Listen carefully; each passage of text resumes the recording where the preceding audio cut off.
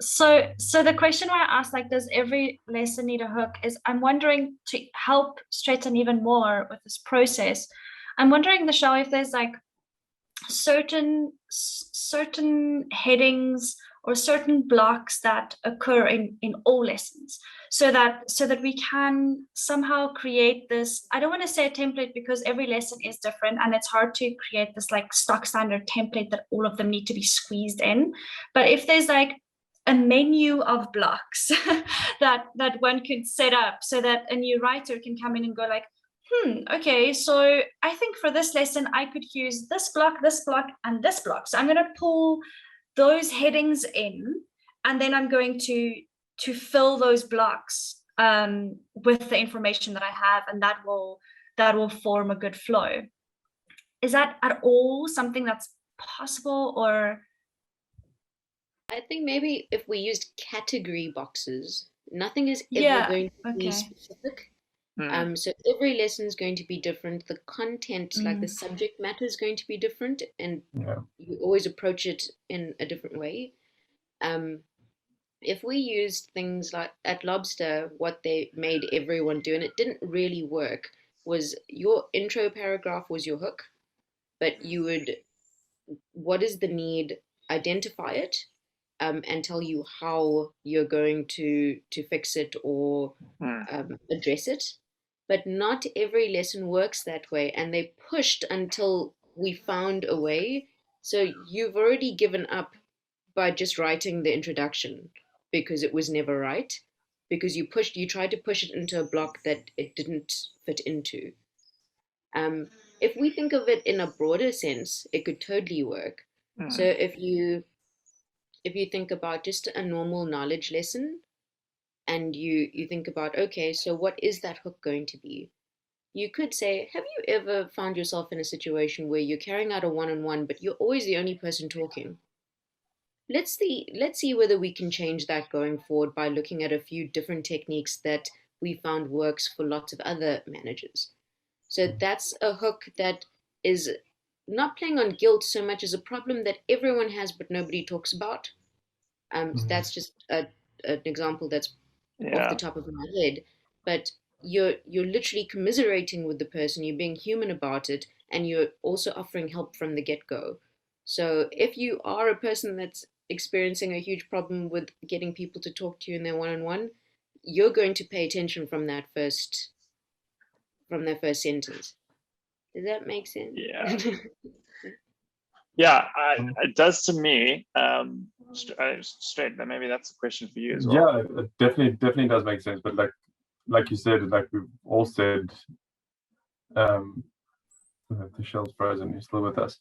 Um, that it will be so different. Like every lesson aren't all mm, knowledge lessons on how to do effective one-on-ones. It's sometimes very it's abstract. It's getting them to do mind shift changes in the way they approach something, whatever. It's yeah, it definitely makes sense. I understand what you're saying, but yeah, I don't know if that could be applied to. Yeah, I yeah, think that's so. we can like get some broad frameworks here because it's and It's then very sort of helpful. added over time, and I think it's like more like prompts. So it's like Yeah. the blocks could be like prompts to be ways to, because there's basically three things you need to do. You have to there's an intro, like a main part and an outro, right? So you have to like with the intro, there's this really good framework which I'll share with you guys. Yeah, I suppose this is a decent source. It's called the AIDA framework. It's mainly for marketing, but which is marketing and teaching are pretty much like go hand in hand for me. You because attention, I've written a lot about this, is so important. So the AIDA framework starts with you got to get people's attention, then you've got to get their interest. You got to like sort of address or tap into their interest. So you've got their attention now. Like now, how can you? Okay, so like tell me more. So you have to answer that question. Desire is like make them want to do something. So it's sort of like what the show was saying. Like you're teasing out a solution. So like one of the things in marketing that says agitate the problem. That's what that thing is. Where it's like sometimes you feel guilty in doing that, but you're agitating the problem. You're saying it in words that they would recognize and be like, oh yeah, I feel like that. I want to. So you got their attention, and okay, I want to hear more. So then you kind of like start to tease out your solution, and you create, and so that's the interest, and then you create that desire to like, oh cool, I want to find the solution. Yeah, I'm gonna follow this. And then the action is the last A is ties into our action, right? So what do we want them to do now that we've satisfied that desire? So that's a really good way to think about that intro, and like transitions into the rest of it. And then the main part is the stuff, the content, like what do they need to do, you know? So as in its simplest form, always thinking about interaction. Can we get them to do stuff? Can we like knowledge checks, you know, activities, that kind of thing. And then the outro is sort of answering the question, so what next? And that's why we have and that's sort of, so the action part kind of goes into there as well. So what do we want them to do next? Either as an individual or in the course, or and sort of then it also ties the transition stuff as well, right? So it's like what is coming next as well.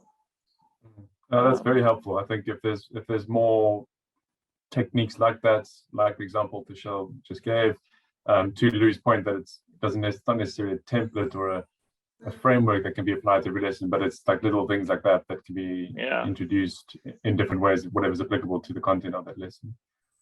Almost like a recipe book where you can mix and match different recipes, because cheaper straight. And I can just imagine now you're sitting with like the content that we extracted for Uconnect, and I don't even know where you can start with that. And I can just imagine you like sitting in front of that content and going like, okay, what the hell now? And I think that if you have some kind of like recipe book, or just like some